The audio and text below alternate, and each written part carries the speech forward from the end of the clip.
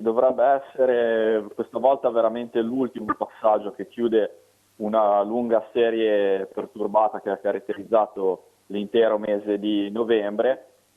Questa volta un interessamento non così intenso sembrerebbe della nostra regione, anche se una fase più piovosa con precipitazioni più organizzate si aspetterà domani pomeriggio. Quindi andando in ordine, la giornata di oggi si salva quasi del tutto, le ore luce sono interessate da scarsa nuvolosità, al massimo un po' di stratificazioni che si faranno avanti dal pomeriggio sera. Dopodiché le prime precipitazioni, a dire il vero, più sul mare, che tenderanno poi a invadere gradualmente la costa, si dovrebbero verificare tra la notte e la mattinata di domani. E poi, come dicevo, a metà giornata e sul pomeriggio l'inasprimento della convergenza dei venti più caldi da scirocco con quelli di tramontana in uscita dalle valli genovesi, proprio sul medio levante dovrebbe dare origine a dei rovesci più organizzati.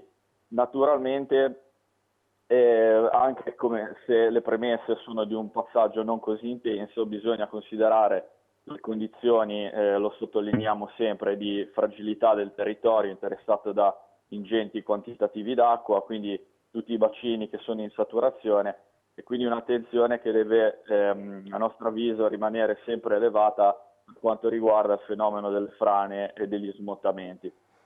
Ecco, per quanto riguarda il Levante, ci sembra di capire il nostro territorio, la fetta di giornata che sarà maggiormente interessata è quella del primo pomeriggio sostanzialmente.